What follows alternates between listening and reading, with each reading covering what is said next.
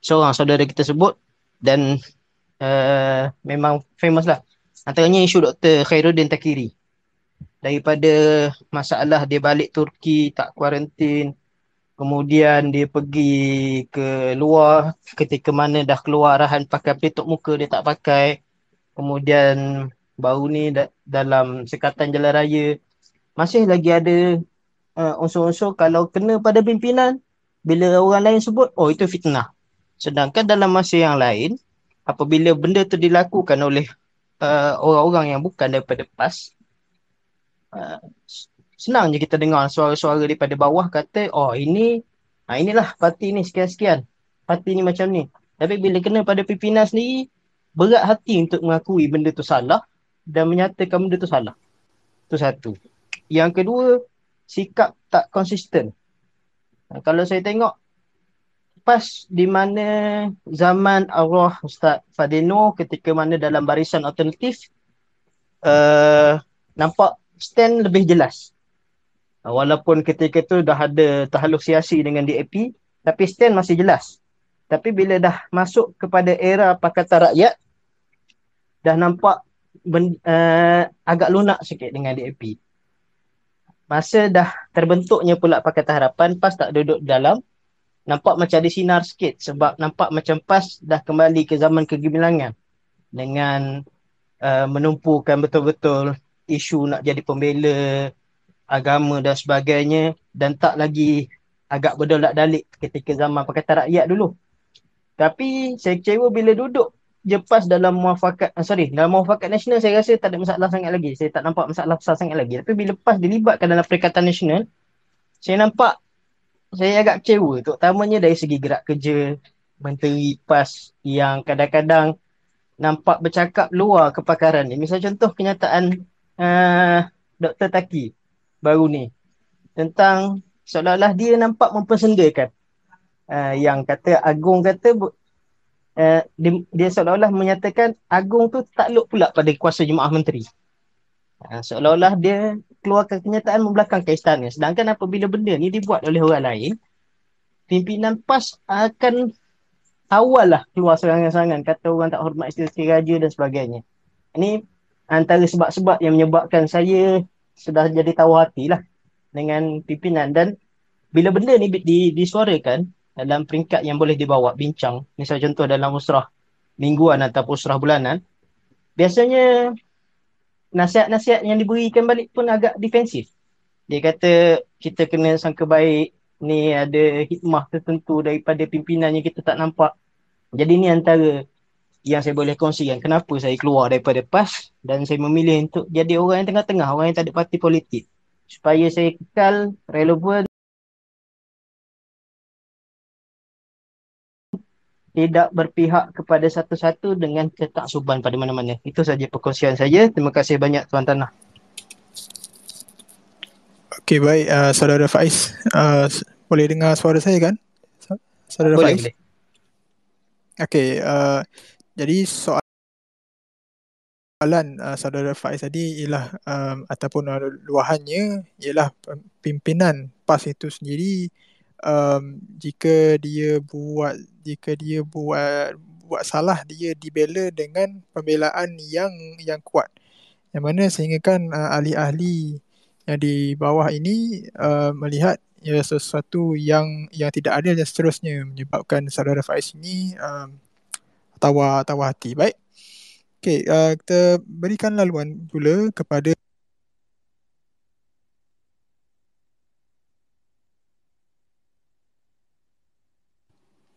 okey, dia dah hilang. Mungkin saya berikan laluan lah kepada sesiapa saja yang ingin bercakap. Cara untuk request ialah tekan yang gambar orang biru tu. Okey, lepas tu cakap. Itu saja, simple. Okey. Okey, kita ni Twitter user N Hakimi. Lepas Twitter user N Hakimi, lepas tu barulah saudara Khalid lagi sekali. Nampak dia banyak kali buff ni.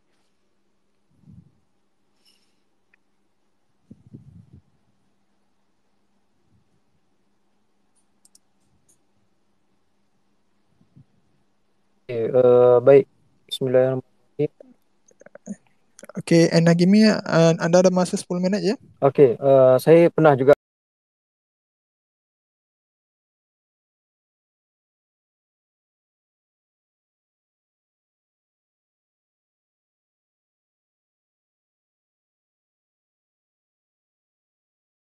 dengan PAS masa zaman kampus dahulu, zaman universiti.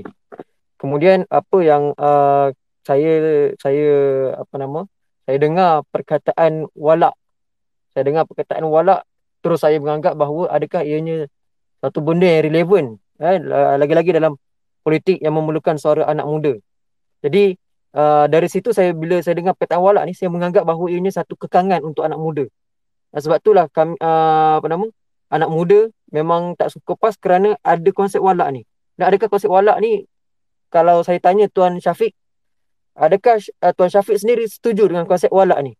Dan adakah konsep walak ni juga dia mengekang pandangan anak muda untuk menerajui mana-mana parti politik? Tapi kita tengok hari ni, parti politik yang tidak ada menggunakan konsep walak seperti PAS, nampak ianya lebih terkehadapan. Jadi mungkin itu antara salah satu faktor yang saya rasa anak muda macam saya kurang gemar dengan PAS, kerana dengan konsep walak itu menyebabkan dia mengekang suara anak muda. Lebih-lebih lagi dalam PAS sendiri ada Dewan Pemuda seperti yang mana kita tahu hari ini, dan itu menyebabkan orang-orang lain, anak-anak muda yang lain, mungkin akan saya nampak juga beberapa post anak-anak muda lain yang penyokong PAS tapi dia memerli PAS. Adakah itu yang berlaku hari ini? Mungkin Tuan Syafiq boleh ataupun speaker-speaker lain, sebab saya rasa jauh dengan PAS, sebab saya rasa walak tu macam dah tak relevan. Silakan.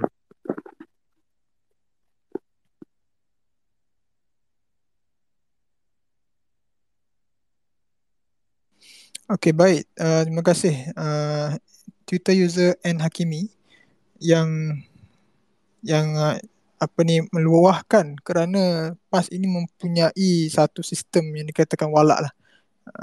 Mungkin saya tak boleh nak komen kerana masih ada lagi yang lebih layak untuk bercakap mengenai hal ni. Jadi saya mungkin saudara Khalid yang awal tadi, dia ada request, saya approve. Syafiq nak cakap sikit boleh?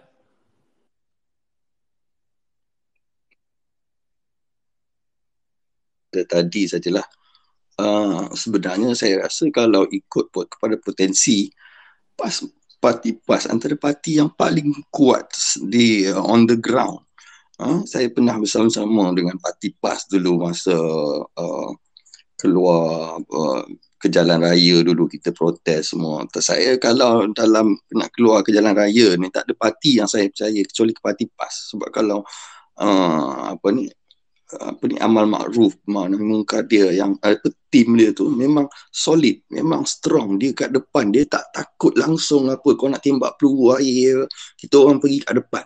Saya kagum dengan keberanian ahli PAS kalau turun ke jalan raya masa bersih 1, bersih 2. Keberanian PAS menjangkaui, melebihi mana-mana parti lah. Saya tengok tu, saya impress. Sejak daripada itu saya tengok ini parti yang solid, ini parti yang berani, yang tak takut. Tapi yang berani, yang tak takut ni adalah anak-anak muda. Anak-anak muda yang berani ke depan. Tapi sayangnya dalam situasi sekarang, orang yang berani ini, orang yang berani bersuara, dia tak dapat peluang. Dia tak dapat peluang untuk berjuang untuk PAS, untuk berjuang untuk Islam. Jadi ini yang sayangnya. PAS ni ada potensi paling besar dalam semua parti.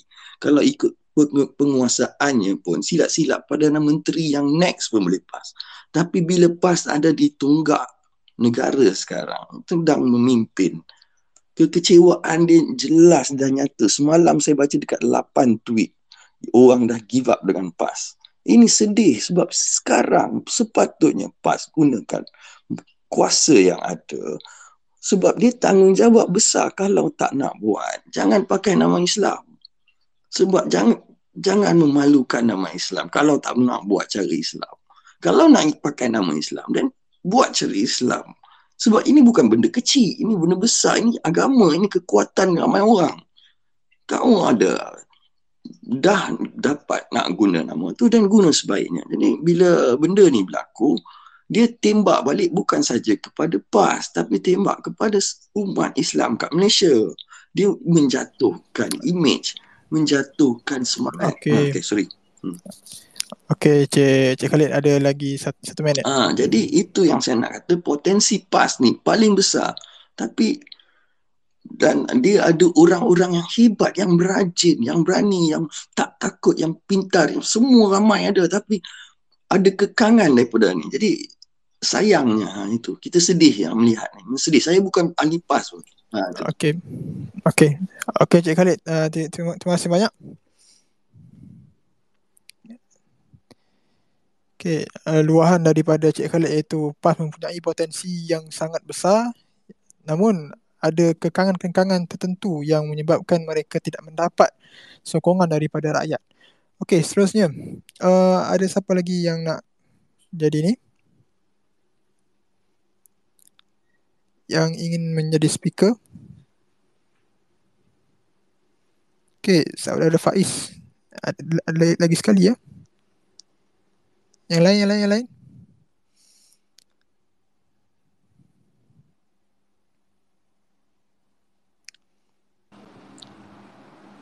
Okey, Twitter user Bara Sigur. Okey, silakan.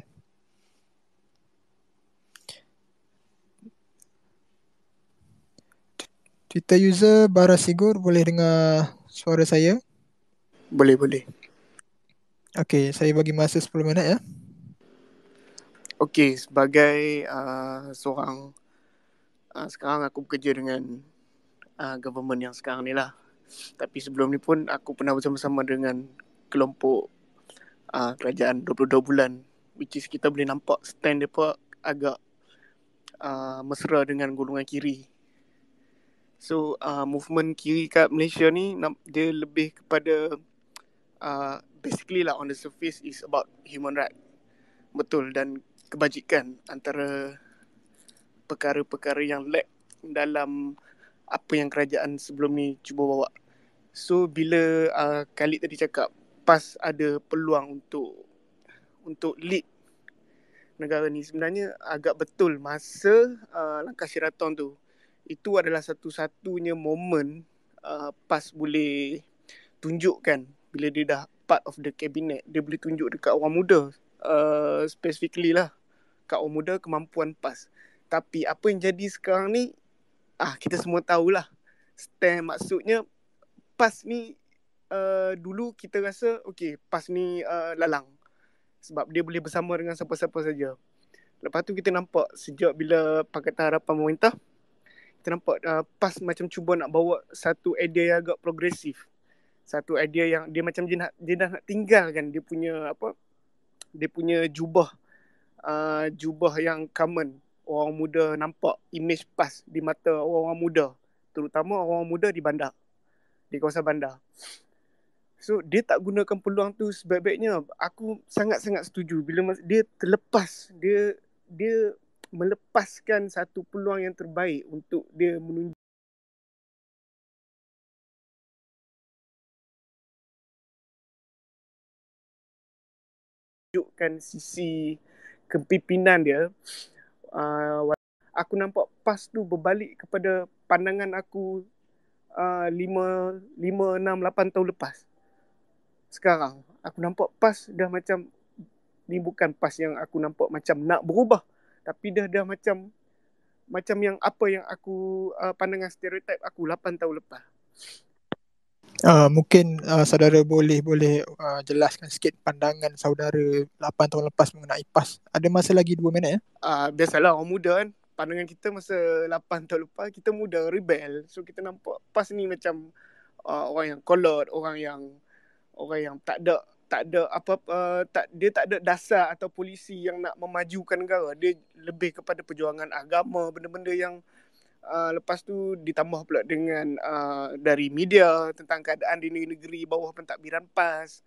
So benda tu buatkan kita punya pandangan terhadap PAS tu tak elok lah. Maksudnya mereka ni tak ada stand dan mereka tak ada idea-idea yang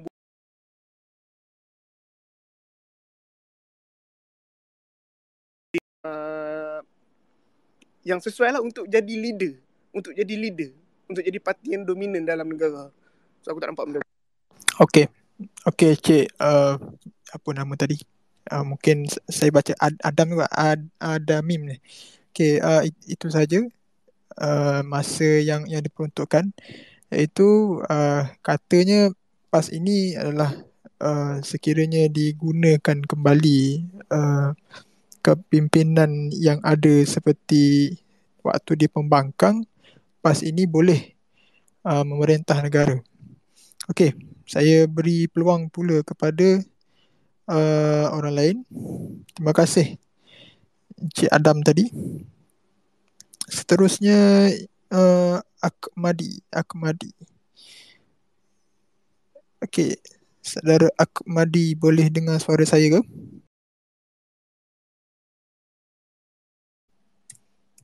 Cik Akmadi. Apa ni politik kita di Malaysia ni. Cuma mungkin bagi saya kenapa anak muda tak suka PAS ni. Ada dua poin penting. Yang pertama sekali yang dua poin penting ni sangat dominan untuk kita tengok bagaimana anak muda kita ni rasa jauh dan terabai dengan PAS. Yang pertama sekali mungkin saya boleh berikan kenaan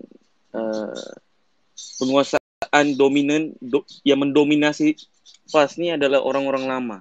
Bukan kita sebut orang lama ni salah, tidak. Maksudnya tidak, yang mendominasi ni masih orang-orang lama. Cara politik lama, kalau kita tengok macam beberapa pimpinan besar tu dalam dalam PAS yang menenggelamkan suara-suara orang muda di bawah ni. Bukan yang tidak, sebenarnya orang yang lama ni bukan mewakili suara dominan PAS sebenarnya. Tapi itu yang menjadi mungkin mereka yang lebih kuat bersuara, menyebabkan kelihatan itu menjadi suara PAS, yang menyebabkan anak-anak muda ni memang akan rasa terpinggir. Kalau tengok macam Ustaz, banyaklah yang Ustaz ke apa semua kan, dia rasa mungkin ada gap antara Ustaz dan sebagainya. Jadi kita mungkin walak pun termain juga di situ. Jadi mungkin ini. Okey, boleh terus ke poin yang kedua tadi, sebab tadi saudara cakap ada pertama dan yang kedua tu naratif. Pembawaan naratif lama, naratif yang masih lama saya tengok, yang menyebabkan anak muda di Malaysia ni jauh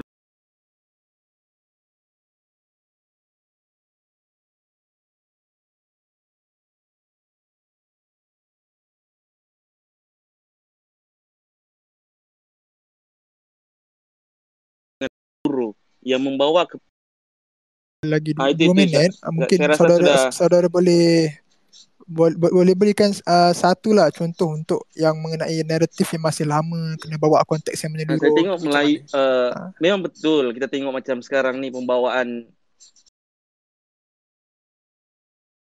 kita dalam PAS ini. Tengok sekarang kalau konteks ekonomi, pembangunan anak muda dan sebagainya tu, dia semakin kurang dengari oleh orang-orang muda. Jadi itu yang menyebabkan jauh. Jadi kalau lah kan mungkin kita tengok cara politik lama ni, yang saya dah tahu lah Allah alam, tapi ini yang pendapat saya saja. Apa isu pun, solidariti ke apakah, memang betul mungkin itu niat bersolidaritas, tapi kadang-kadang terlihat seakan-akan itu untuk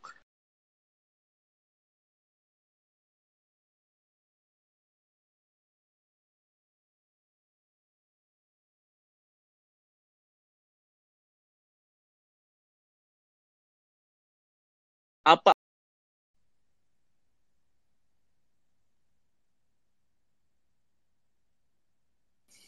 Okey, Cik Akmadi meluahkan mengenai PAS ini jauh dengan anak muda. Yang pertama ialah kerana dominasi orang-orang lama yang masih mengamalkan politik lama. Ya, pada saya ini bukan sekadar PAS saja, di parti yang lain pun ada juga masalah ni. Kemudian yang kedua ialah dikatakan konteks masih membawa naratif yang lama lah.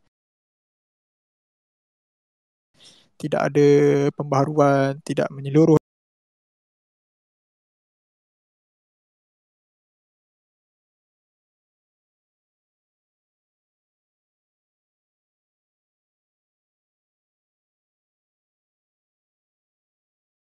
Saudara Yusri ada masa 10 minit ya. Ni dulu ramai orang suka, anak muda suka, buat semua orang suka. Jadi bagi saya PAS ni, kalau kita tahu kenapa Nokia dia naik, PAS dulu dia naik sebab kepimpinan yang sangat-sangat hebat. Dia daripada Ustaz Yusof Rawa, Fazil Noh, Ustaz Fazil Noh, Tuan Guru Ni Aziz, image dia begitu kuat. Sehingga kan macam pendengar-pendengar lain cakap, diorang ada pengikut yang kuat. Sebab pemimpin-pemimpin mereka memberi cerminan yang baik untuk mereka.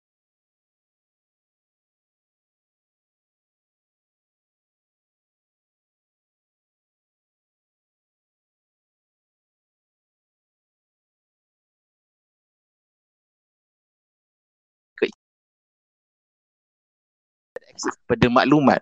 Pemimpin, saya tak nak sebut nama, bukan itulah motif kita hari ini. Bagi saya, dia membawa kepada dua akibat yang paling besar. Satu, image PAS.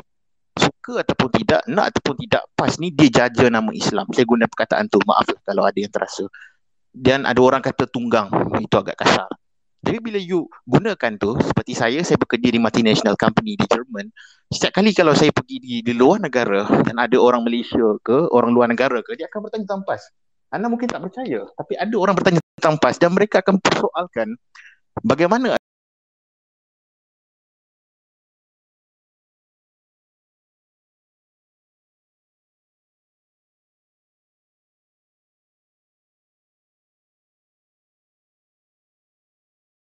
ada pemimpin PAS yang boleh kalah saman fitnah.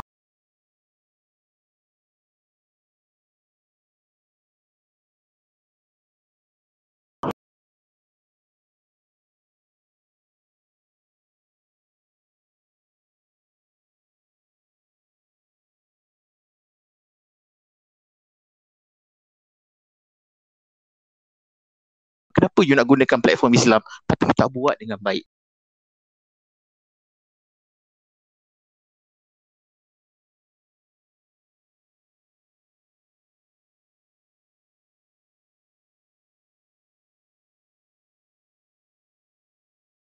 Itu yang pertama, soal image. Kedua,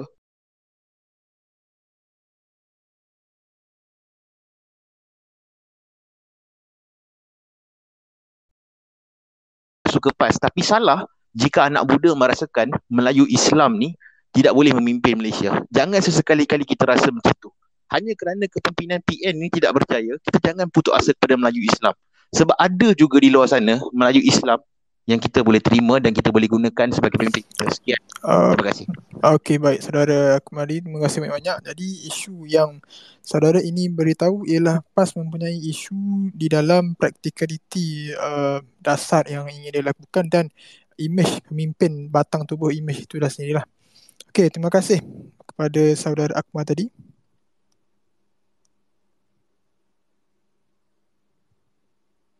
Jadi seterusnya saya jemputlah saudara yang menggunakan username Mujahidul Amin. Persilakan.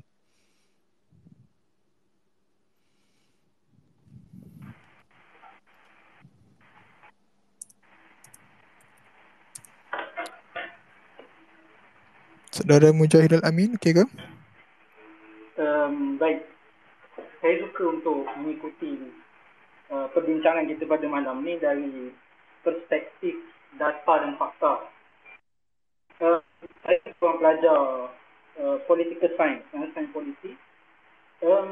Dalam dunia akademik, dalam political science kita ditekankan tentang politik ini tujuannya adalah untuk kita bina polisi, membina negara. Dan nak membina polisi yang baik, tujuan membina polisi yang baik untuk negara, untuk kita lahirkan sebuah negara yang baik urus takbirnya, ataupun dalam bahasa mudah kita nak faham, good governance. Jadi dalam penyelidikan pembelajaran saya, sepanjang saya belajar sains politik ni, kami ada tugasan juga untuk buat research tentang pendekatan parti-parti politik yang ada kat Malaysia, termasuk PAS. Dan sepanjang pembahasan saya cuba bandingkan PAS dengan kesemua parti politik yang ada dalam negara. Pada perspektif akademiknya, saya lihat PAS ada kekuatan. Macam mana sahabat-sahabat kita cakap, PAS ada kekuatan, akan undi semua. Dan yang paling saya kagum adalah PAS ada kekuatan profesionalisme dan juga ada kekuatan integriti. Macam mana sahabat-sahabat kita sebut tentang perubahan kepimpinan. Saya tak melihat kepada batang tubuh individu pada PAS itu sendiri, tapi lihat pada parti PAS sendiri. Daripada kita ambil contoh mudah lah, yang biasa kita dengar juga kat media. Dah hampir 30 tahun PAS memerintah Kelantan, tak pernah ada lagi isu tangkapan rasuah oleh SPRM. Ini antara contoh mudah lah untuk kita faham tentang integriti dalam PAS. Walaupun ada juga isu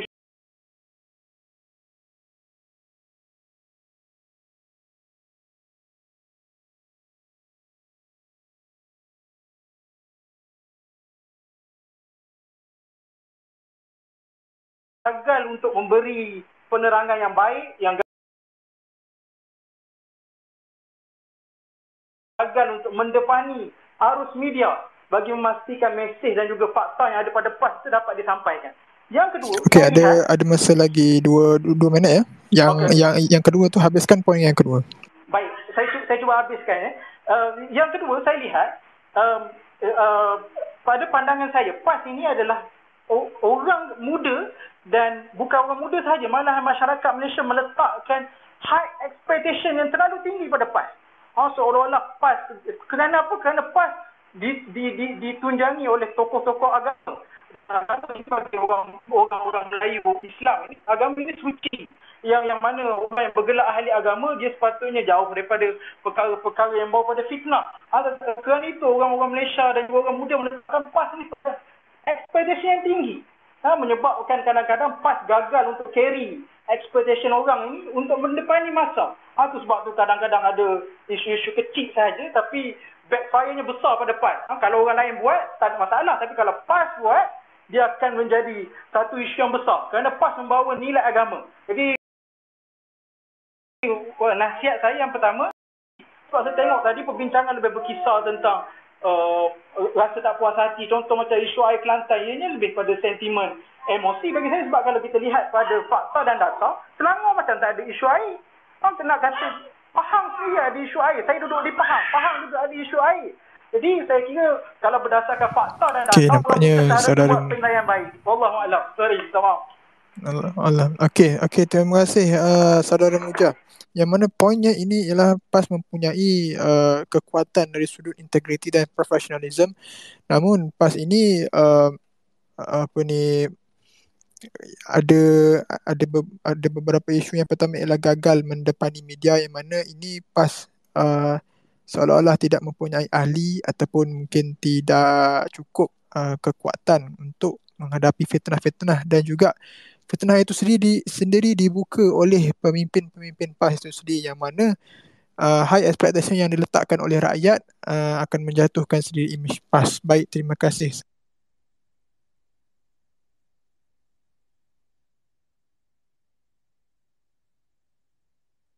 Seterusnya ingin saya menjemputlah saudara Kipas 3 Keping, Suicide Ship. Silakan.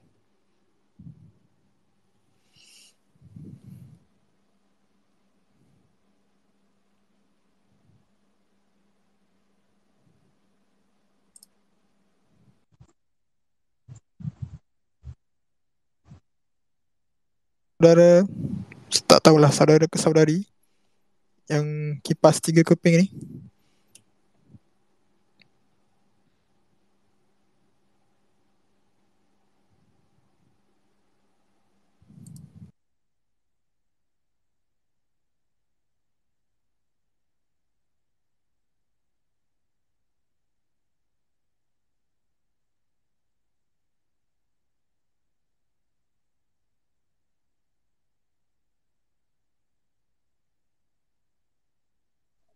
Syafiq, kalau tak ada orang lain boleh pass pada ni ya, kalau dia tak boleh cakap, sebab kita tak nak buang masa kita.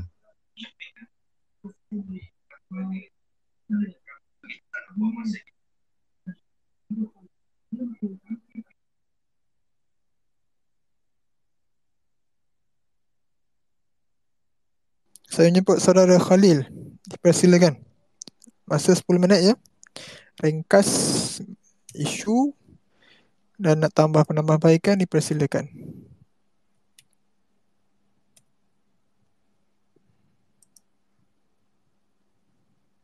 Saudara Khalil.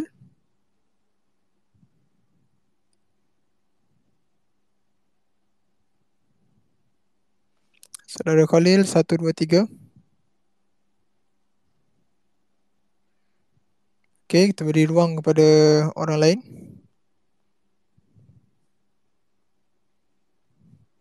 Saya beri ruang kepada the next 95. Okey, silakan.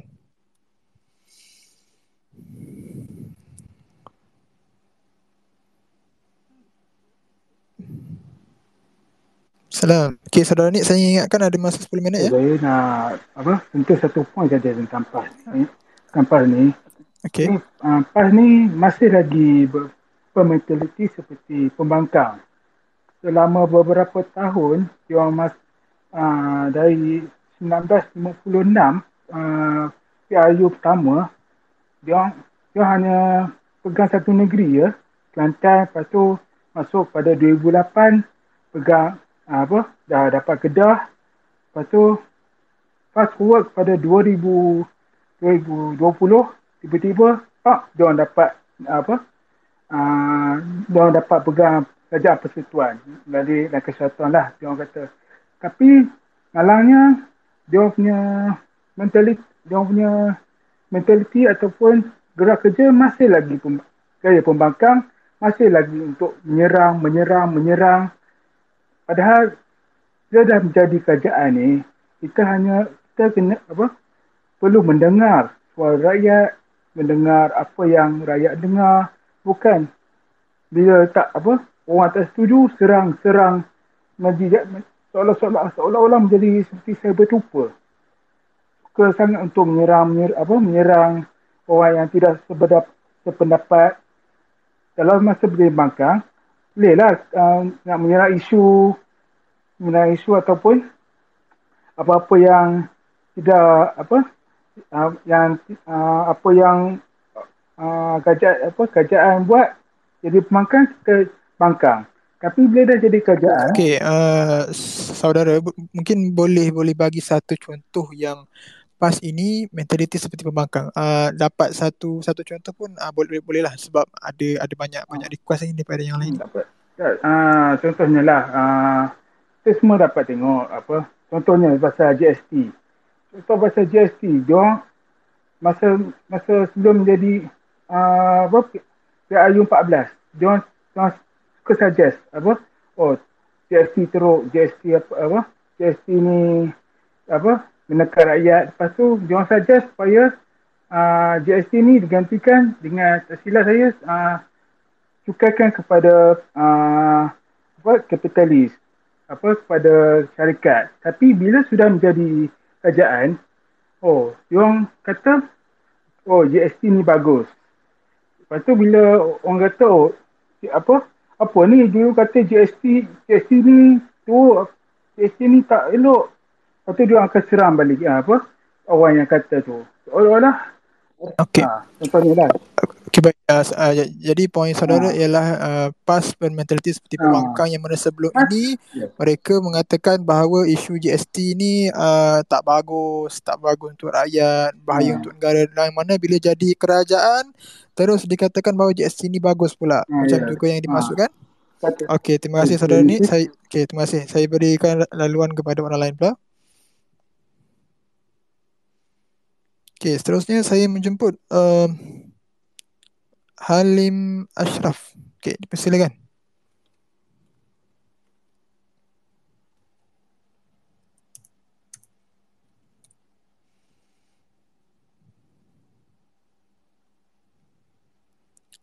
Okey, saudara Ashraf. Okey, Assalamualaikum. Apa yang saya nak Salam. Masa 10 minit. Okey, apa yang saya nak share ni daripada, sebab saya membesar memang di Kelantan, dan like bila saya mula keluar, saya jumpa orang-orang luar yang macam tak tahu pasal Kelantan. So it is like macam yang kita tahu lah bagaimana selama ni media dikawal oleh kerajaan kan. So macam mana selalu Kelantan ni digambarkan sebagai macam kepimpinan yang teruk sebagainya. Tapi sepanjang apa yang saya membesar di Kelantan lah sendiri, boleh cakap segala apa yang dilakukan oleh kerajaan sebelum ni mana selalu serang Kelantan, macam yang keluar tadi pasal isu air semua. So benda tu macam dia bawa kesan jangka masa panjang tau, bukan terhadap orang muda saja, tapi terhadap orang-orang yang memang terpengaruh dengan media selama ni. Which is like, kalau kita tengok Kelantan banyak je macam polisi-polisi yang Kelantan bawa, pada akhirnya negeri lain ikut. Contoh macam Cuti Bersalin. Sebelum ni kerajaan Malaysia sendiri pun buat 40 hari je kan, tapi Kelantan yang start buat 2 bulan, and then negeri lain ikut. And then kalau di Kelantan sekarang pun, kalau negeri lain still tak buat lagi. Tapi for your information, Kelantan macam kerajaan negeri dan persekutuan, setiap hari Khamis diorang kerja sampai 3.30 saja. Which is negeri lain tak ada pun, saya rasa semua akan kerja full sampai pukul 5 kan. Tu macam salah satu perkara yang diorang buat, macam untuk macam apa, memberikan macam, bagi saya professionalism dalam hal macam ni adalah. Dan kalau kita tengok dari segi audit negeri apa semua, dah berapa tahun dah memang, kalau tengok memang Kelantan memang bersih. And sepanjang saya kerja, sebelum saya pernah kerja dengan kerajaan negeri, and sebelum tu saya pernah intern dengan kerajaan persekutuan. And then boleh cakap bila saya masuk dalam kerajaan negeri ni, chances untuk orang macam main duit, rasuah sana sini is really macam sangat-sangat tipis.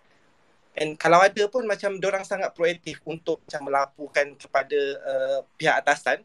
And then ia terjadi, kalau ada salah laku memang benda ni macam akan terus ditackle oleh pihak pengurusan. Macam kalau dekat persekutuan saya rasa benda tak jadi. Habis tak pun diorang akan macam tukar jabatan hanya untuk cover kalau ada kes-kes pun. Okey, saudara ada lagi 2 minit ya. Okey, jadi macam tu lah, macam bila PAS masuk dalam macam sekarang kan, yang PN sekali kan, so macam people expecting high. Tapi bagi saya, memang PAS tak ada kuasa banyak pun, dari segi kerusi pun tak banyak PAS yang ada dalam kerajaan sekarang. Jadi untuk mereka macam apa, menjadi the main decision maker, it is not their forte for now. But it is quite, macam saya sedih lah bagi saya bila kepimpinan yang diangkat naik bukan kepimpinan yang macam terbaik yang ada dalam PAS, bukan ahli parlimen yang baik yang ada yang boleh membuktikan kredibiliti PAS, tapi dipilih orang-orang yang kita sendiri dalam PAS pun macam rasa macam orang ni tak patut diangkat pun untuk jadi menteri dan sebagainya. Tak tahu kenapa boleh terjadi, tapi itulah benda-benda macam tu yang macam sedikit sebanyak bagi saya macam merosakkan kepercayaan terhadap PAS pada hari ini yang berlaku dalam kerajaan PN. So, Okey, baik. Terima kasih saudara Ashraf. Okey, maksudnya saudara Ashraf yang sendiri bekerja dan intern juga di pejabat kerajaan negeri dan juga pejabat persekutuan. Ya, betul. Jadi macam saya nampak dari segi, sebab kita orang dalam kan, so kita macam kita tahu macam mana cara mereka bekerja dan sebagainya. Memang sangat-sangat berbeza, dan sebab so saya percayalah macam sebelum ni macam kita nampak dari luar, so bila saya dah masuk dalam macam memang orang cakap valid lah, bila buat audit memang Kelantan memang bersih, sebab peluang untuk buat kerja-kerja kotor macam tu memang tak ada dalam kerajaan negeri. Okey, baik saudara Ashraf, terima kasih.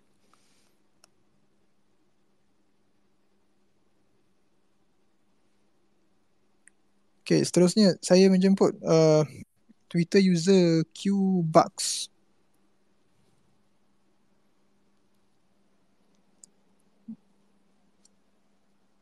QBucks, silakan. Okey, Assalamualaikum semua. Saudara, saya ingatkan ada masa 10 minit ya. Baik. Okey, first of all, tahniah untuk organizer yang buat this talk. Saya rasa memang tak pernah lagi kot ada keterbukaan macam ni untuk kita berbincang tentang PAS. Baik, saya nampak satu, kita kena akui sejak beradanya Pakatan Harapan dalam menjadi kerajaan, menumbangkan kerajaan UMNO BN sebelum ni, kita nampak satu era baru, iaitu era politik anak muda. Dan kita tak boleh nafikan bahawasanya peranan Syed Saddiq sendiri ada di situ untuk menampakkan kekuasaan anak muda dalam politik negara pada hari ini.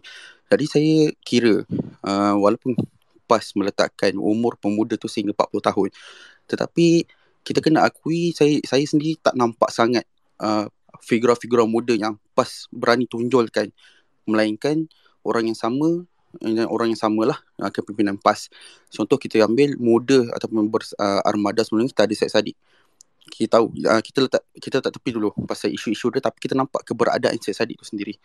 Kedua, bagaimana UMNO berani untuk letakkan Syahrir Hamdan, figura anak muda, jadi calon di Parlimen Kuala Langat, dan sekarang antara orang yang sangat petah untuk bercakap tentang UMNO, dan dia masih lagi muda.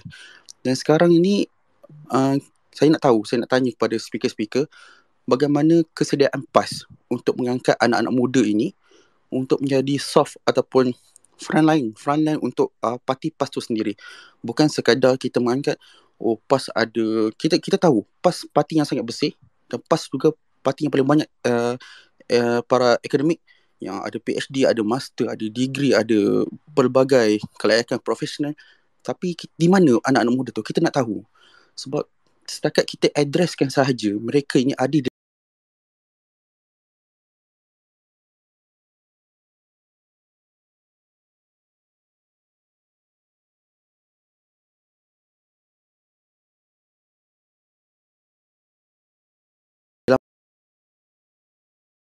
kita PAS sebenarnya memerlukan figura-figura muda itu bukan setakat hanya untuk menjadi penerang isu dan sebagainya, tapi mereka ini yang akan jadi role model dan juga tukang cakap kepada PAS untuk memberi penerangan. Sebab saya kena akui bahawasanya hari ini PAS bukan tak ada, tapi agak kekurangan anak muda yang terkedepan yang boleh kita jadikan setaraf dengan Syed Saddiq, Syahrir Hamdan. Dan kita tengok muda sendiri pun dah mengangkat anak muda. PAS di mana mengangkat anak muda? Dan mungkin yang kedua pendapat yang saya boleh utarakan, PAS mengangkat wanita muda. Sebab saya agak tak nampak di manakah wanita-wanita muda PAS, melainkan saya nampak PAS hanya memegang kerusi timbalan menteri, Kementerian Keluarga Wanita dan Masyarakat, tetapi di mana suara wanita-wanita muda di dalam PAS? Agak sayang sebabnya saya tahu wanita-wanita muda dalam PAS ini ada satu role model bagi wanita yang solehah, ya, yang sangat bagus agamanya, tapi sayang kalau kita tak angkat mereka. Terima kasih. Okay, terima kasih saudara Q Bax tadi. Dia memberitahu bahawa PAS ini, ke mana anak muda hilang, ke mana wanita muda PAS itu hilang, sedangkan mereka ini adalah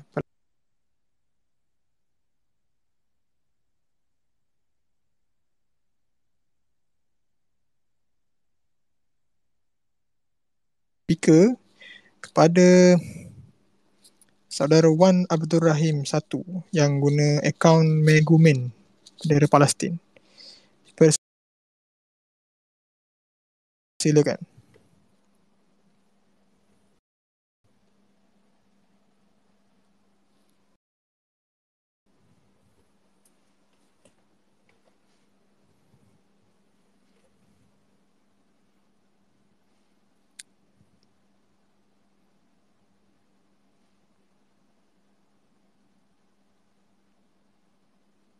Tampaknya saudara Megumin masih lagi connecting.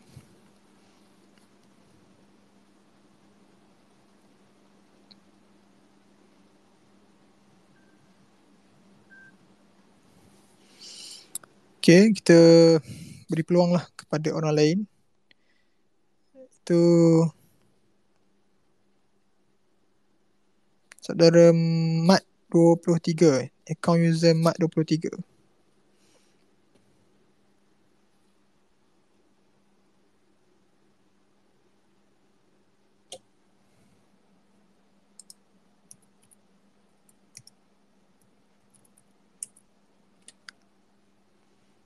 Mat23.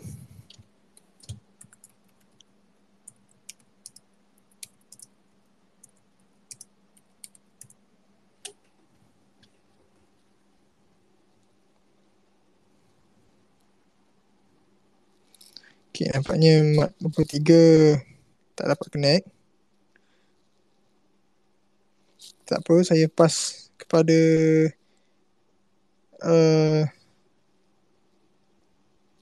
Aman Alif.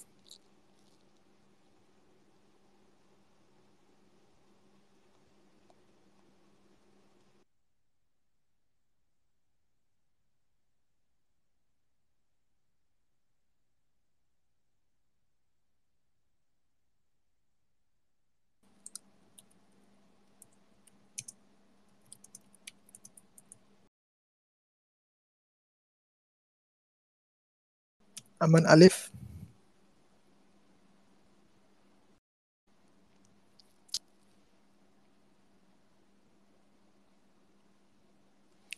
Okay, barangkali connection loss. Okay. Speaker seterusnya.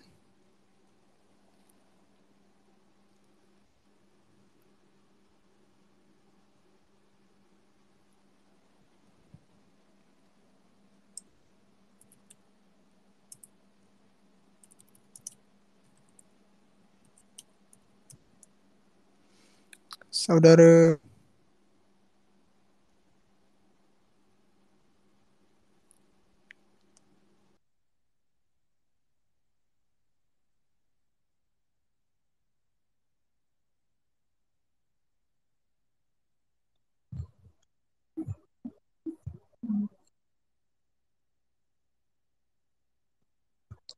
Syafiq, line okey ke?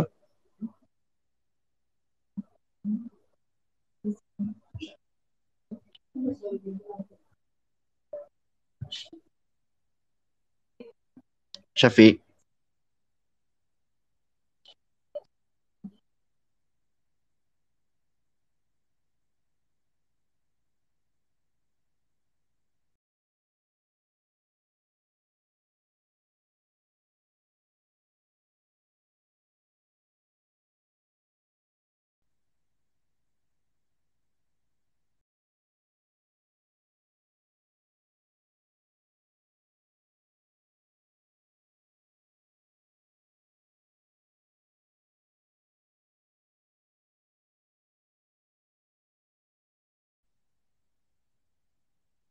Tahu belah side saya ataupun side belah.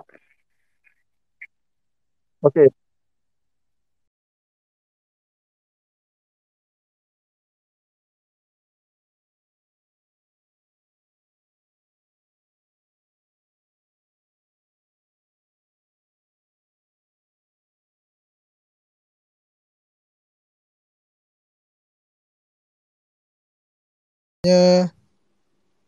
Yuk Amirul 1648.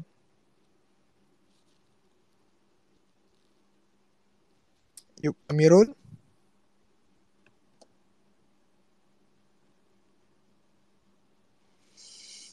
Yuk Amirul. Ya, Assalamualaikum. Ya, Assalamualaikum. Silakan. Ini perbincangan macam ni mengimbau kenangan saya yang sudah lama tidak bersembang macam ni. Saya nak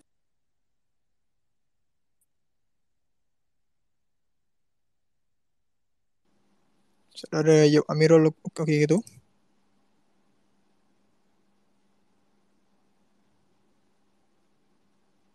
perkenalkan diri. Mungkin saya sebagai aku semua ini dah perkenalkan diri.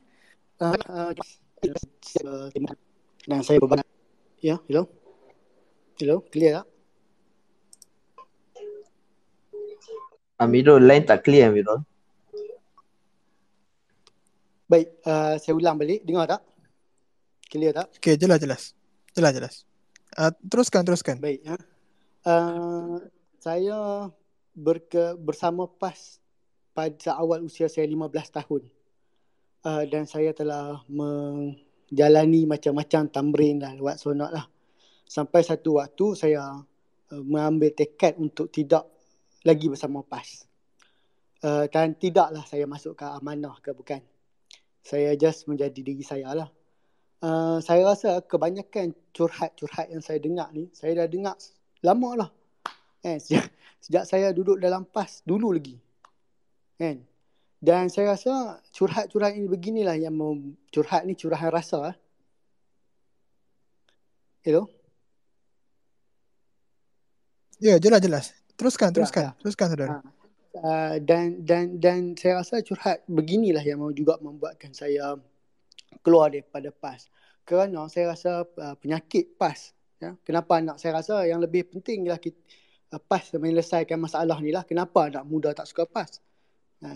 Pada saya sebagai anak muda yang tidak lagi menyukai PAS, saya rasa itulah soalannya. Mungkin ada orang kata, tak ada, kami suka. Tapi untuk orang yang tidak menyukai PAS, dan kebanyakan saya rasa saya tidak pernah mempunyai sebarang survey ataupun sebarang culaan. Tapi saya rasa kalau dibuat culaan, hipotesis saya adalah ramai anak muda tidak cenderung kepada PAS. Pertama, saya rasa adalah masalah hierarki dalam PAS lah. Maksudnya PAS ni dia ada satu budaya yang dia cepat kagum. Kan, orang lebih sikit dia kagum dan kemudian dia jadi ketua. Saya rasa ni problem yang pertama lah. Dan mereka ada satu golongan al-awwalin. Ini selalu sebut dalam tabak al-awwalin. Golongan dulu. Mereka ni seolah-olah sentiasa betul, makan garam dulu. Saya rasa itu tak sesuai sebab PAS mana parti dia berinteraksi dua zaman. Ya. Zaman orang-orang tua, saluran 1, saluran 2 dan juga berinteraksi dengan saluran 3, 4. Ya. Jadi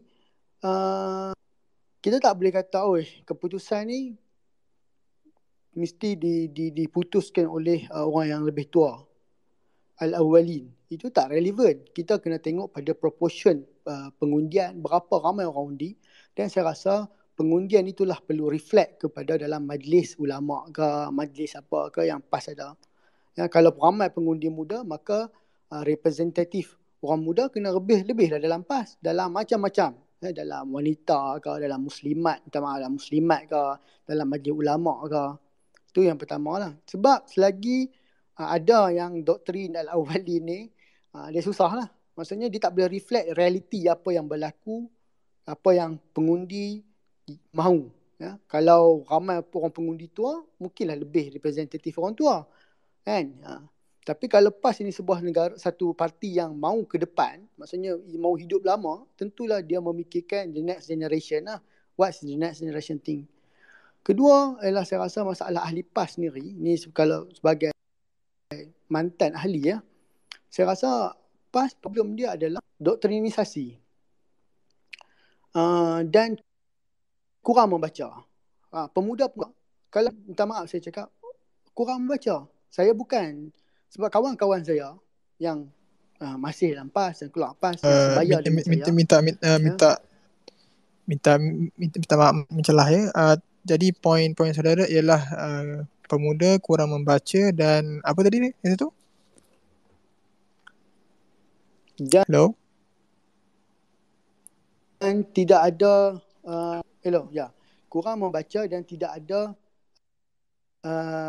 refleksi orang muda dalam PAS. Maksudnya bila ada happy, bila ada orang audit, ini dia kebal kan? Dia bisa mendengar yang dalam parti dan di luar parti. Kalau ramai orang muda di luar parti, dia kena dengar orang luar parti. Bila tak ada orang baca, dia akan jadi doktrin lah. Dia akan ikutlah orang tua-tua, awalin. Jadi anak muda yang membaca, yang kritikal, dia pun tak mahu ikut. Kan? Jadi bila hampa kata Tuan Guru Haji Adi kata, Tuan Guru Haji Adi hidup zaman bila? Bacaan dia zaman bila? Walaupun kita tak katalah jalan dengan ilmu apa semua, kita tafadhal kan. Masya-Allah dia memang banyak membaca. Tapi semangat muda ke wacanaan yang baru, the new discourse, benda ni tak ada dalam PAS. Dan bukan tak ada hari ni, bukan semalam. Zaman saya tinggalkan PAS lagi. Kan? Saya tak lama lagi nak keluar belia lah. Tapi zaman saya keluar lagi berapa puluh tahun dulu, 10 tahun dulu mungkin, 7 tahun, 10 tahun dulu pun dah jadi macam tu. Kan kawan-kawan saya yang baca pun sekarang diam. Baik dia Kedah, baik di Kelantan. Jadi dia saya nak keluar parti, dia diam lah. Kan? Tu kemudian hampa tanya, mana anak muda tak ada? Sebab golongan membaca tidak diketengahkan dan tidak dibenarkan untuk membaca. Bukan tidak dibenar, dihalang. Tapi itulah hakikatnya. Kan? Berapa banyak bacaan luar daripada PAS masuk dalam usrah. Bacaan ekonomi yang terkini. Terima kasih.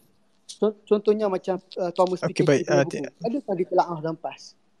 Jadi bila benda tu tidak refleksi kepada anak muda dan wacana terkini, ketinggalan lah bah. Sebab tu anak muda tak boleh terima. Tu contoh lah kan abang tu je. Jadi bagi orang yang keluar pada PAS, saya rasa ini yang paling penting. Dan saya rasa curhat-curhat sebelum ni, punca dia dua ini. kurang membaca dan tiadanya intellectual discourse ataupun perbincangan lah. Macam tu kan yang saudara Yub masuk kan? Yang terkini, ya, bukan intellectual discourse saja, yang terkini. Yang terkini, ya. Ya. Okey. Baik. Thank you, Yop. Thank you. Okey, Yub, terima kasih banyak. Tapi saya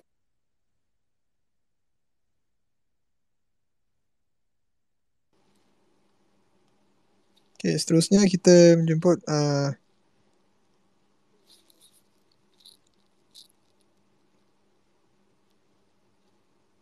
Mat 23.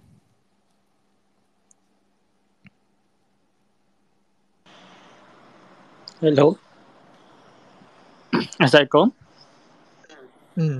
Salam. Yeah. Saya nak sebut satu point je.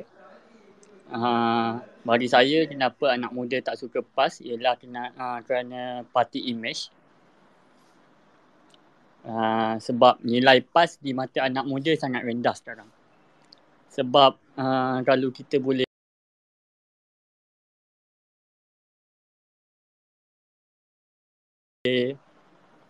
anggap PAS sebagai satu brand dalam dunia moden dan pada masa sekarang, brand PAS tak begitu meluas macam kita tengok brand lain, macam Ahmada kita ada Syed Saddiq yang boleh mencecah 2K dalam satu tweet. Maksud saudara tokoh anak muda di dalam PAS ni tak ada macam tu ke? Bukan macam tu maksud saya. Maksud saya macam party image, brand. Kita tak ada branding yang meluas untuk semua. Kita ada tokoh macam siapa, ahli parlimen Pasir Mas, macam saudara Setiausaha Tuan Guru Haji Hadi dan so on. Tapi kita tidak meluaskan branding itu kepada semua. Sebab macam kita tengok dekat media sosial, kita tidak memainkan peranan untuk sampaikan apa benda yang kita buat, apa benda yang kita buat hari ni, apa idea kita, sebaran idea, sebaran berita dan juga public relation itu sendiri. Public relation itu sendiri macam contoh bila ada ahli parlimen yang membuat kata-kata kesat dan sebagainya ataupun membuat tindak tanduk yang tidak patut, kita patut sembunyikan ataupun repair the image. Tapi saya tak nampak PAS untuk mencelah dan membetulkan public relation itu sendiri. Bagi saya, sebagai branding dalam dunia politik tu, PAS tidak memainkan peranan. Okey, baik. Jadi maksud saudara, PAS kena lebih berusaha lagi dalam mempromosikan parti ni kepada anak muda, macam tu ke maksud saudara? Okey, saudara, saya ambil poin tu. Okey, terima kasih.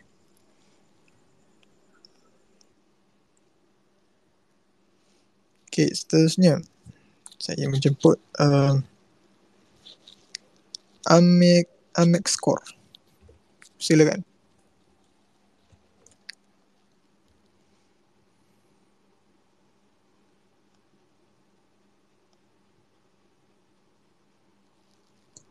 Assalamualaikum warahmatullahi wabarakatuh.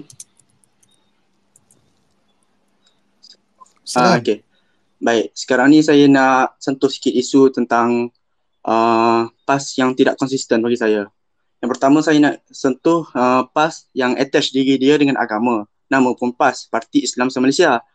Jadi, tak pelik lah kenapa orang tinggi ekspektasinya kepada PAS.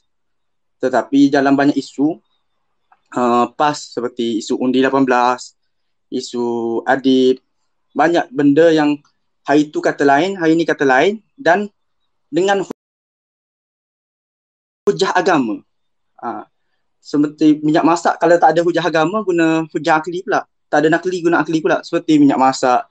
Kenapa mahal? Sebab harga sekarang mahal. Sedangkan kita pengeluar. Contohnya isu sultan. Ini isu sultan, kita keluarkan hadis contohnya. Dan apabila berlaku pada kita, seperti contoh isu Perak 2008, 2009, zaman Niza dulu, kita boleh pula ada hujah-hujah kita pula. Jadi ini adalah satu benda yang PAS kena muhasabah lah. Sebenarnya PAS nak ikut Islam ataupun Islam ikut PAS. Jadi kena fikir baik-baik. Saya dulu penyokong PAS dan sekarang tidak. Dan sekarang saya berani mengaku bahawa saya telah menyertai amanah. Cuma saya apabila tertarik benda ini, mungkin anak muda PAS sekarang boleh bermuhasabah dan mencantikkan balik. Mungkin amanah akan pecah dan masuk PAS, mungkin. Seperti isu Jaguar Anwar. InsyaAllah. Amin. Baik. Sebab kita ditarbiah dalam tempat yang sama. Jadi satu lagi isu Jaguar Anwar. Kalau Jaguar Anwar tengok ustaz saya yang nakib saya dahulu, tiba-tiba bising pula isu Jaguar Anwar. Tapi apabila berlaku kepada isu Mercedes, dia bising. Padahal Mercedes beli dengan harta kerajaan. Isu Anwar, kita tahu aset Anwar daripada sebelum 1998, dia dah jadi menteri, dah jadi apa. Jadi kalau isunya, accountability-nya tak ada masalah, kita sokong. Seperti isu Taki sindir Selangor dengan ambil air di kolam. Saya tengok di tempat dia sendiri, saya di Kota Baru, saya pergi, Masya Allah, sangat daif. Tak ada air. Sampai kita kena tolong dia. Baik. Satu lagi isu PAS dengan satu golongan yang baru fikrah, dialah yang paling jelas. Sampai dia bawa balik daripada negara yang dia belajar, dia masuk dan dia pun buang habis. Fikrah ni tak jelas. Padahal fikrah ini ialah fikrah Yahya Osman yang buat tarbiyah PAS. Tiba-tiba kita buang. Fikrah Harun Taib kita buang. Kenapa kita ada belajar di satu institusi ulung di satu negara kita, inilah yang paling benar.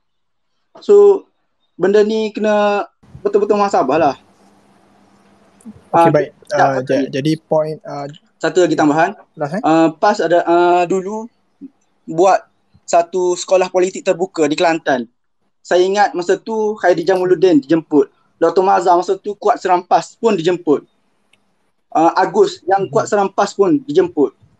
Masa tu secara terbuka di Dewan Islam boleh buat benda tu. Sekarang tak ada, memang tertutup. Mengapa dan mengapa? Isu perpecahan dengan amanah, tak apalah, setakat tu dululah. Tapi saya okey, ni ni saya kira sudah masuk point yang lain. Tapi saya ambil point yang first tadi lah, iaitu pemimpin PAS banyak menggunakan hujah agama.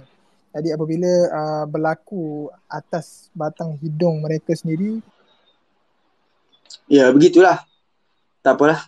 Assalamualaikum warahmatullahi wabarakatuh.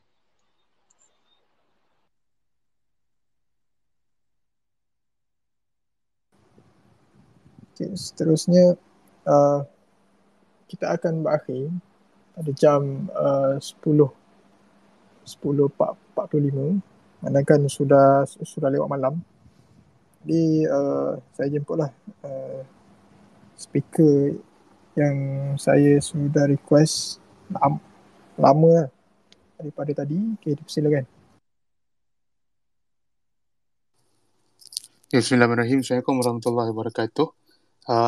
Sebenarnya memang terima kasih kepada semua, pada Syafiq, moderator dan semua. Memang saya request pada Syafiq lah kalau boleh. Hujung-hujung tu memang saya minta untuk saya cakap, sebab bila Syafiq buat benda ni, saya nampak benda ni adalah peluang untuk kita. Dan mungkin kita saya kata menjangkakan banyak benda-benda perkara benda-benda yang dibangkitkan yang mungkin negatif. So saya just ni untuk kita take note dan kita ambil pandangan, dan juga kita tambah baik pada PAS sebagai salah seorang ahli yang juga terlibat sedikit sebanyak dalam penerangan lah. Tu saya request kepada Syafiq tadi, minta kalau boleh Syafiq benarkan saya jadi orang last cakap, dan juga apa yang disebut oleh tuan-tuan dan puan-puan dalam space ni, saya minta Syafiq supaya ada orang yang salin, dan juga kita akan ambil dan kita akan bagi pada pimpinan untuk sebagai muhasabah lah. Baik, mungkin akan ambil masa yang sedikit lama, dan saya tengok dalam ni pun ada ramai juga pimpinan ataupun figura-figura dalam PAS yang mungkin lebih layak untuk bercakap berbanding saya. Ada Tuan Malik, Saudara Malik Razak ada kat sini, ada tadi tengok Ustaz Anik pun ada ramai yang kat sini yang mungkin lebih baik. So mungkin kalau saya tersalah tu untuk kekurangan pada saya sendiri, mungkin boleh tambah baik lah. Baik, daripada beberapa yang disebut, yang diluahkan sama lebih kurang sejam lebih tadi, ada beberapa benda yang kita boleh cerakinkan, yang kita boleh simplify kan. Yang pertama tentang persoalan tentang kenapa PAS dulu jadi, waktu dari pembangkang dulu lain, sekarang bila dia jadi kerajaan dia lain, jadi lain. Apa yang saya boleh katakan sebenarnya, benda tu sebenarnya lumrah, benda yang berlaku bukan sahaja kepada PAS, tetapi semua parti politik akan melalui sifat ini. Dulu dia pembangkang, dia nampak benda itu dalam sudut pembangkang. Bila dia jadi kerajaan, dia baru tahu sebenarnya apa situasi sebenar sebagai seorang kerajaan. Betul, PAS pernah perintah 2 negeri, Kelantan, Terengganu, dan juga sebelum ni ada Kedah. Tapi memerintah negeri tak sama dengan memerintah persekutuan. So mungkin dulu apa yang dia bangkitkan sebagai pembangkang, dulu dia nampak sebagai pembangkang, tapi bila jadi kerajaan, ada banyak benda yang tak boleh buat. Dan ini bukan PAS saja yang alami. Begitu juga Pakatan Harapan dulu. Waktu Pakatan Harapan dulu sama-sama pembangkang, PAS dulu sekali dengan DAP, dengan PKR. Dan bila DAP dan PKR dengan amanah diberi peluang untuk menjadi kerajaan selepas PRU 14, mereka juga mengalami masalah yang sama. Banyak benda-benda yang sebelum ni diorang sebut, waktu jadi pembangkang yang diorang nak buat, diorang tak boleh nak buat jadi kerajaan. Itu adalah lumrah. Itu adalah lumrah. Dan ini juga berlaku di zaman zaman sahabat, di mana dulu zaman Saidina Ali dulu, suatu Saidina Ali memerintah, Saidina Muawiyah antara orang yang lantang mengkritik pemerintahan Saidina Ali. Dia minta supaya Saidina Ali cari pembunuh Osman, supaya kita kena hukum pembunuh Osman. Ali kata tunggu dulu, sebab sekarang ni benda paling penting adalah untuk kita kembalikan keamanan. Muawiyah kata tak boleh. Muawiyah kata ini kena hukum, kita kena tegakkan keadilan. Tapi akhirnya bila Ali turun dan Muawiyah menjadi khalifah, Muawiyah pun tak dapat nak hukum. Sebab apa? Muawiyah baru dia tahu kenapa sukarnya menjadi kerajaan dan sukarnya untuk buat apa yang dia cakap dulu. So itu benda yang sama yang berlaku bukan sahaja kepada PAS, tapi semua parti politik dan semua orang sekalipun. Dan kita akan ambil itu sebagai penambahbaikan lah. Maknanya yang ini itu adalah penambahbaikan untuk kita. Sebab tu kita perlukan teguran-teguran daripada semua pihak. So maknanya ini adalah salah satu ruang. Bila kita buka space ni, bila Saudara Syafiq buka space ni, itu maknanya kita dapat ruang teguran-teguran yang mana kita akan tambah baik dari semasa ke semasa. Tapi cuma nak bagi tahu, kalau nak katakan PAS ni memang tak buat apa yang dia cakap dulu, sebenarnya tak betul. Sebab dalam tempoh kita menjadi kerajaan yang mana kita boleh sebut kerajaan minoriti dan dengan kuasa yang terhad, banyak perkara-perkara yang juga dilaksanakan dalam kapasiti sebagai kerajaan macam sekarang. Contoh yang saya nampak sendiri, contoh dalam isu Undang-Undang Islam, YB Timbalan Menteri, YB Marzuk, sebab saya bekerja dengan YB Menteri Dr. Zul. YB Marzuk antara orang yang sentiasa konsisten keep update dengan JAKIB untuk pemerkasaan Undang-Undang Islam. Contohnya benda yang paling terdekat adalah RU 355 yang mana pindaan untuk akta kesalahan jenayah, akta Mahkamah Syariah bidang kuasa jenayah, untuk naik taraf hukuman bidang kuasa jenayah. Benda tu sentiasa dilakukan. YB Marzuk sentiasa update dengan JAKIM macam mana progresnya, dah buat ke belum. Begitu juga YB Menteri Dr. Zul pun, walaupun Dr. Zul bukan PAS, tapi Dr. Zul pun sentiasa update. Sebab kita nak buat benda tu dengan kapasiti yang kita ada sekarang. Dan juga PAS juga menjadi antara orang yang sentiasa tegur. Contoh dalam isu arak, apabila isu viral hari tu kilang arak dibuka suatu PKP, PAS membangkitkan. Saudara Kamal Zaman penerangan, dia bangkitkan benda tu. Dan kita berani bangkitkan walaupun kita duduk dalam kerajaan. Itu bermakna PAS tak buat apa yang dia kata. Mungkin ada sebahagian yang kita tak dapat nak buat, tapi kita masih konsisten dengan perjuangan kita dan kita perlukan penambahbaikan yang mana itulah kita perlukan daripada saudara-saudara untuk sentiasa ingatkan benda-benda ni supaya PAS ni sentiasa on track. Sebab kita tak boleh nak shock sendiri kan bila jadi kerajaan ni. So bila ada muhasabah macam ni, itu satu usaha yang baik lah. Okay, baik. Kemudian dikatakan tentang masalah-masalah dalam PAS. Betul, ada sebahagian pimpinan-pimpinan PAS yang menjadi kerajaan hari ini ada masalah-masalah yang timbul. Dan itu juga perkara biasa bila ada masalah, sebab mana-mana parti pun tidak akan lari daripada masalah dan benda itu akan sentiasa diperbaiki. Kalau nak kata PAS ni tak boleh terima teguran, sebenarnya kurang tepat. Sebab kalau tanya macam Razak, macam saya rasa ada Atik mungkin ada kat sini, mungkin Zakwan pun macam ada nampak tadi Zakwan. Ada beberapa orang pemuda-pemuda yang sama dengan saya yang juga lantang mengkritik kesilapan-kesilapan yang berlaku, dan benda tu, segala kritikan tu diambil tindakan dan ditambah baiklah. Cuma iyalah, memang kadang-kadang adalah orang tak suka kan bila kita ni lantang sangat. Itu biasa. Itu lumrah. Tapi nak kata ruang untuk kritikan itu tak ada, tak betul. Sebab teguran tu sentiasa diambil take note lah. Buat atau tidak itu terserah pada pimpinan lah. Tapi setakat ni banyak benda yang kita tegur buat. Dan benda tu benda tu berjalan dari semasa ke semasa. Masa kesilapan tu akan tetap diperbaiki. Cuma kalau ada ahli PAS kat sini, ahli-ahli PAS yang ada dekat sini, peranan kita sebagai ahli adalah untuk kita sentiasa remind, untuk kita sentiasa menegur kalau ada kesilapan yang berlaku. Janganlah kita bila ada kesilapan kita tak tegur. So itu sebenarnya menjahanamkan parti dari dalam. Tapi kita gunakan apa saluran yang ada, platform yang ada untuk kita tegur pimpinan-pimpinan kita kalau kita ada salah. Itulah sebenarnya cara yang paling baik. Dan selagi ada budaya teguran ini, parti insyaAllah PAS akan berada di landasannya. Dan begitu juga orang-orang luar. Dan orang-orang luar ni juga kena sentiasa menegur. Dan PAS, ahli-ahli PAS dia kena terima. Dia tak boleh terus bila ada orang luar tegur, dia terus tak boleh ini kau tak faham parti macam mana, kau tak faham jemaah ni bergerak macam mana. Tak boleh. Kita kena sentiasa take note apa yang ditegur daripada luar, sebab kadang-kadang macam kadang-kadang atap rumah kita tu bocor, kita tak nampak tapi orang luar nampak atap rumah kita bocor. So kita kena dengar lah apa orang luar tu cakap, supaya benda tu akan jadi penambahbaikan untuk kita. Dan kita hargai semua teguran-teguran yang dibuat untuk kita tambah baik lah.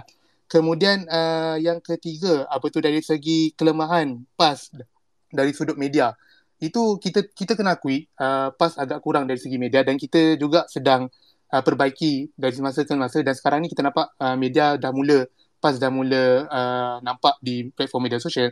Cuma di situ kita perlukan juga bantuan daripada semua pihak. Kalau katakan ada aktiviti-aktiviti yang dibuat oleh PAS, tuan-tuan pun kena sama-sama share lah. Kita tengok YB Said Sadiq dekat Muar, banyak aktiviti yang dia buat. Dan kenapa orang nampak dia punya aktiviti tu, sebab dia publishkan di media sosial dan orang share. Orang keep sharing. Dan benda tu juga kita sebagai dalam penerangan, kita sebut benda yang sama kepada pimpinan. Apa aktiviti yang dibuat, you kena keep sharing. So bila keep sharing dan kita pun sama-sama share, so orang akan nampak apa yang PAS buat. Sebenarnya ada banyak kerja-kerja yang dibuat oleh PAS, tapi yalah, kelemahan kita dari segi media sosial, kita kurang mempamerkan benda tu, dan itu insyaAllah kita akan perbaiki dari semasa ke semasa. Dan juga masalah kepimpinan dalam PAS. Mungkin masih lagi yang terakhir, point last. Mungkin PAS ni masih lagi orang kata ini semua perkara-perkara dunia semua, benda-benda kebaikan ni tak perlu ditunjuk, sedangkan ramai orang tak tahu, dan menjadi tanggungjawab lah sebagai sesiapa saja yang ahli PAS ataupun pimpinan sendiri untuk terus giat lagi lah mempromosikan. Yang saya dengar-dengar ni lah, ahli PAS ada 1 juta lebih. Najwa, itu data terbaru kena tanya Setia Agung. Tapi kalau betul tu, maknanya 1 juta lebih tu kita boleh perkasakan untuk share aktiviti-aktiviti PAS lah. So itu sebenarnya kekuatan yang ada. Baik, dan terima kasih host Saudara Syafiq. Dan yang terakhir adalah mengenai kepimpinan dalam PAS. Sebenarnya kita kena akui sepanjang PAS meniti perjuangan daripada tahun 1951 sampai sekarang, pimpinan bersilih ganti, tapi ada pimpinan yang masih kekal. Dan mereka ini sebenarnya kita kena akui mereka ni hebat dari segi ilmu dia, dan dari segi kepimpinannya mereka hebat, dan kadang-kadang susah untuk cari pengganti. Tapi PAS kena akui juga di bawahnya, di barisan bawah, di barisan kepimpinan pemuda pun sebenarnya boleh ada yang menggantikan. Cuma mereka mungkin tidak diberikan peluang, dan itu adalah benda yang dalam PAS kita kena take note, yang mana kita kena cuba ketengahkan lebih ramai kepimpinan muda. Saya setuju dengan banyak yang dibagikan oleh sahabat-sahabat, perlunya kepimpinan muda diketengahkan kepada di dalam PAS, dan sebenarnya di peringkat pemuda pun kita ada ramai pimpinan pemuda yang nampak menyelah. Contohnya macam Ketua Pemuda sendiri, YB Senator IR Khairil, YB Ustaz Fadli, dan juga bawah-bawah itu juga ada ramai sebenarnya dalam barisan Exco Pimpinan Pemuda. Exco Pemuda ramai yang hebat, dan kalau mereka diberi peluang untuk diketengahkan dengan lebih menyelah, mungkin orang akan nampak sebenarnya PAS ada ramai kepimpinan muda. Dan itu ada benda yang kita perlu tambah baik lah. Dan saya setuju dengan tadi apa yang disebut oleh Yop. Yop ni antara antara yang saya selalu minat tengok video dia dekat ML, dan juga yang dia post di Facebook dan Twitter, sebab Yop seorang yang kritikal. Memang anak-anak muda bukan saja PAS, tapi semua orang, anak-anak muda ni dia kena banyak membaca. Sebab bila banyak membaca, dia akan lebih tahu pengalaman. Dalam PAS sendiri pun insyaAllah ada ramai je pimpinan yang banyak membaca tapi tak diketengahkan. Contoh macam Pojak Razak, antara orang yang banyak membaca tapi mungkin belum menyerlah lagi. So sebenarnya benda tu juga benda yang perlu kita take note, dan ahli-ahli PAS tu perlu lebih banyak explore ilmu, bukan setakat benda yang ada dalam usrah saja, tapi juga di luar usrah, dan juga benda-benda yang ilmu-ilmu yang beyond dan apa dalam circle kita, beyond circle kita. Itulah. Dan kita sangat hargai segala pandangan, cadangan dan kritikan yang diberikan oleh Saudara Nazrul, point last. Kita hargai semua pandangan, cadangan dan kritikan yang dibuat, dan insya-Allah kita akan take note benda ni dan kita akan sampaikan kepada pimpinan untuk kita perbaiki dan muhasabah dari semasa ke semasa. Dan saya ucapkan terima kasih lagi kepada saudara Syafiq yang Lone Ranger berani buat benda ni, walaupun kita tahu bila buat benda ni memang akan timbul kontroversi sikit lah. Tapi tak apa, sebab benda ni sebenarnya benda yang bagus, dan dari sinilah kita akan dapat suara-suara yang mana kita tak dengar sebelum ni, dan insyaAllah kita akan gunakan sebaiknya benda ni, dan saya harap benda ni dapat diteruskan di masa akan datang insyaAllah. Itu sahaja daripada saya. Wallahualam. Terima kasih saudara Nazrul. Tujuan pertama ialah kenapa saya buat space ni adalah kerana saya melihat mungkin tekanan emosi daripada rakyat tu sendirilah. Dalam tempoh PKP, ramai yang kena kurung, ramai yang tak ada kerja. Jadi ramai yang meluangkan masa di media sosial, menghentam itu ini, tembak sana sini, maki hamun dan sebagainya. Jadi saya merasakan bahawa makin lama kita berterusan seperti begini, makin rosaklah kita punya pemikiran, dan juga makin rosaklah kita punya akidah kita sendirilah sebagai seorang yang beriman. Jadinya suka untuk saya buka platform ini, berkemungkinan insyaAllah akan ada siri-siri yang seterusnya, supaya sama-sama kita bincang, kita kongsi, kita luahkan segala apa yang tak puas hati mengenai banyak topik. Mungkin saudara dan saudari sendiri boleh create space sendiri. Maksudnya kita rancakkan lagi lah perbahasan ilmiah ini, ataupun sesi luahan ini, ataupun perkongsian idea, supaya kita dapat melahirkan anak muda yang lebih berfikiran kritis, dan seterusnya menjadi bangsa Malaysia yang lebih hebat, dan bagi orang Islam menjadi Muslim yang terbaik. Saya tutup saya punya space ini dengan